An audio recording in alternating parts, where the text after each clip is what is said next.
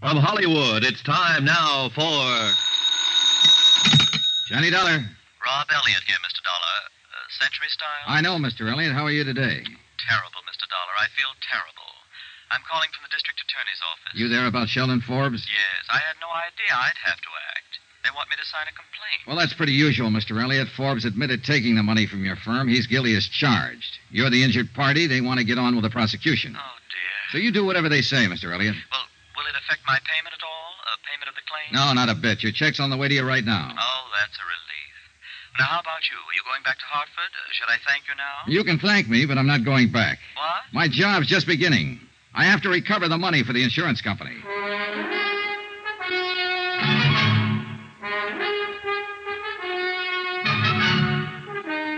Tonight and every weekday night, Bob Bailey in the transcribed adventures of the man with the action-packed expense account, America's fabulous freelance insurance investigator. Yours truly, Johnny Dollar.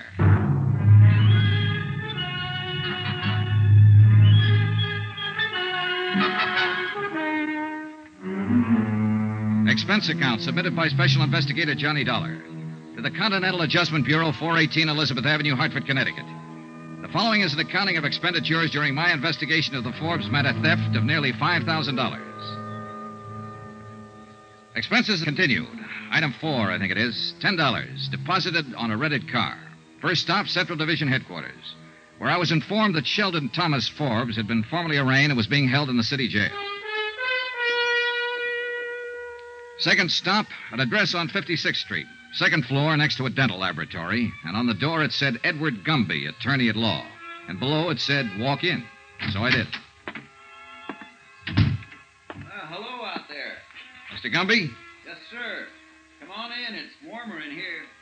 Edward Gumby was standing in front of a gas heater in the inner office, which consisted of nothing more than a telephone, a desk, and a dozen law books.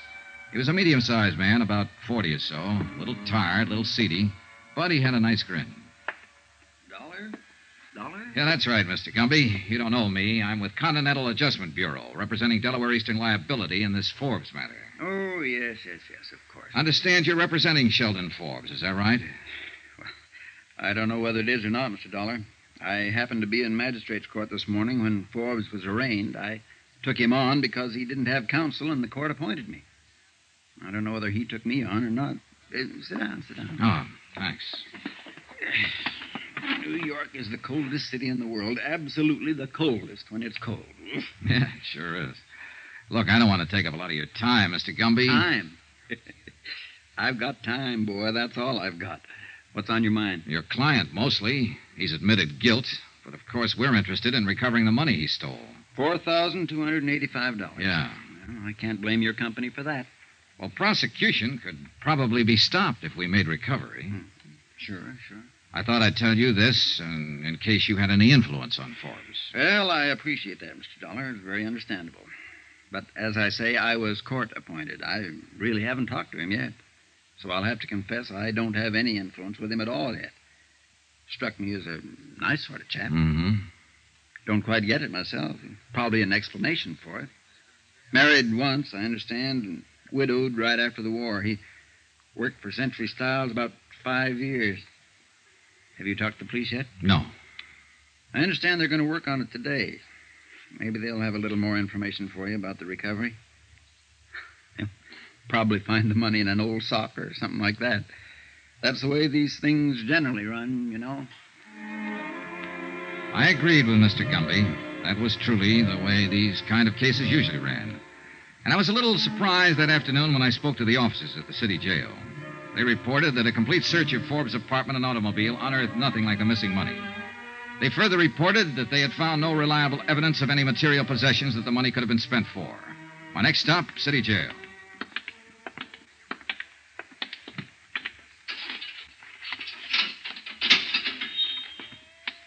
He won't tell you anything. Hmm?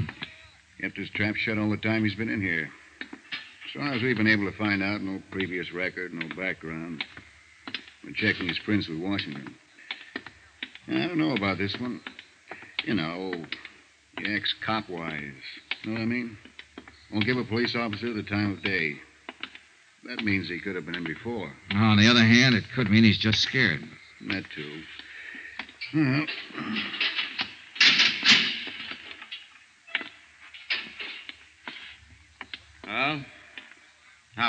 Take it easy, Forbes. This is Mr. Dollar. He wants to talk to you. Hello, Forbes. Hi. See you later, Dollar. Yeah, thanks, Sergeant. Just give a yell when you're finished. Right. They treating you okay? Swell. What do you want? I want to talk to you. Well, I don't want to talk to you. I don't want to talk to anybody. Why not? I just don't want to see anybody. That's all. You know, you're acting like a baby, Forbes. You'll have to talk to somebody. Don't lecture me, Mr. Insurance Investigator. I've had all the lectures I want. From myself. I don't know why you're here. I thought we settled our business yesterday. The whole thing's just a technicality. I've been arraigned, they've got my confession. I'll go into court, and they'll give me the business. What are you doing in here, anyway? Swell day to be outside. Yeah, it is. Want to smoke? Oh, thanks.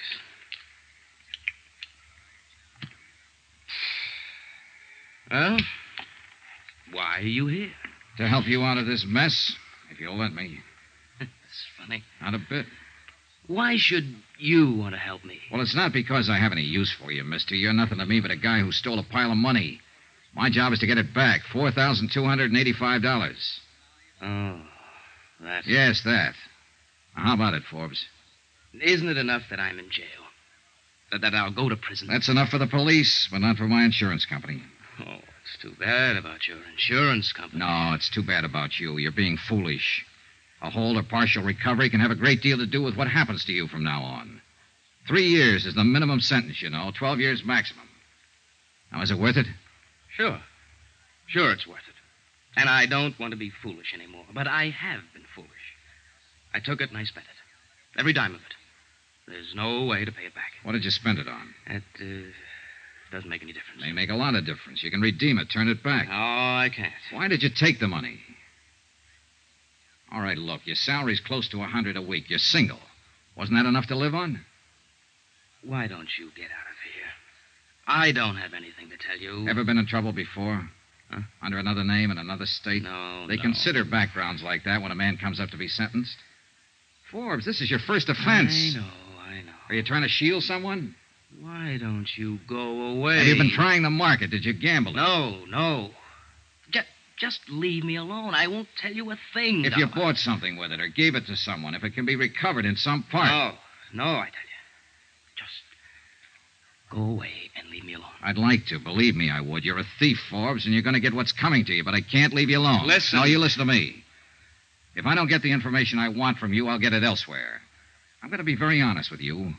Eastern Delaware wrote a comprehensive policy on Century Styles promising to indemnify them in full for every loss caused by fire or theft on their premises. In case you didn't know, Forbes, an insurance company won't take the word of some guy sitting in a jail cell feeling sorry for himself where there's cash to be recovered. Now, you swiped it within the last month. You have something to show for it somewhere, somehow. Whatever you spend it on, or whoever you spend it on, remember that money is the same as stolen property. A car, a diamond ring, or something. Now, if you give it to someone or spend it, when it wasn't yours, it's still redeemable, and we mean to redeem it. All right, now, what do you have to say? This won't do you any good. Don't try to bulldoze me. I'm no punk caught crawling into a drugstore window late at night. I'm a college graduate. I've been in the business world 10 years or better. I know what I want to tell you and what I want to keep to myself.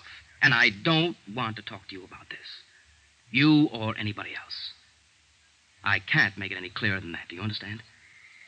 And there's no way or no person who can make me talk about it. I took the lousy money. I've admitted that. I did a bad job of it. You caught me. I confessed. And you've got me. Now, what more is there? That's the whole story. Okay. Have it your way, Forbes. Go away. Just go away.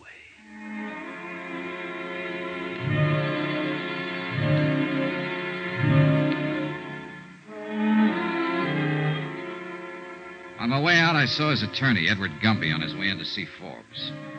I waited around the sergeant's desk. Accidentally, on purpose, I glanced at the admitted visitors register. Only 2 people had contacted Forbes since his arrest, Gumby and myself. That struck me as odd. A glance at his folder named no close relatives, named no one, in fact. I was thinking about that when Gumby came out from his visit. Gumby looked worn out. Hiya. Hi. How'd you do? Not so good. Hey, tell me something. He asked you to contact a girl or anyone? Nope. I don't think he has a girl. I don't think he has anybody. You want some coffee? Yeah, good idea. We slushed across the street and found a diner. Expense account item 5, 42 cents. Coffee and sinkers for Ed Gumby and myself. I think you're going to strike out, Dollar. I already have. And I think I have, too. Huh? You know what I've been talking to him about in there all this time? The same thing as you, restitution.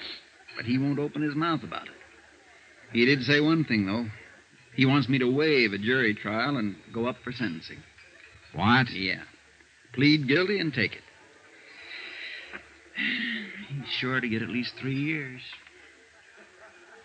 What can I do? Yeah. Got any ideas? Well, I've got a lot of ideas, Dollar, and all of them make me sick inside. That boy's not a criminal. He took that money because he was desperate about something.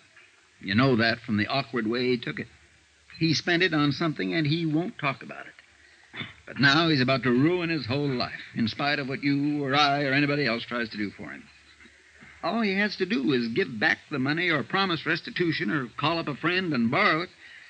With his clean background, the court would listen to a mercy plea. You told him all this? I told him. I told him and you told him, and what does he do? He waives his right. I tell you, I'm going to hate to file this waiver, but I've got to do it. Yeah, how you feel? More coffee? No. No, thanks. Dollar, you know what Forbes is? What? He's something I call a calendar job. Calendar job? 33 years old. Now think about that. Born with one war just ended. Raised in a depression, and then bango, another war.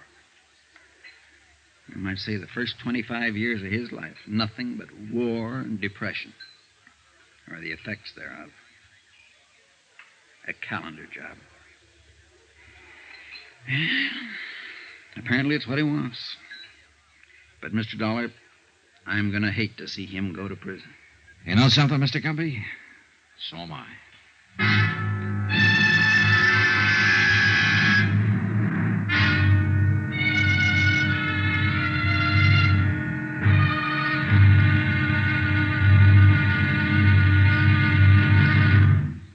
There'll be another intriguing episode in our story of the Forbes matter tomorrow. Tomorrow, a sudden twist in the case that throws all the usual theories right out the window. The unexpected. Join us, won't you? Yours truly, Johnny Dollar.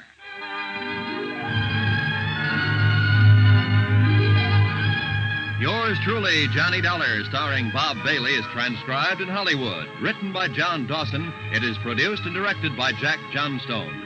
Be sure to join us tomorrow night, same time and station, for the next exciting episode of Yours truly, Johnny Dollar. Roy Rowan speaking.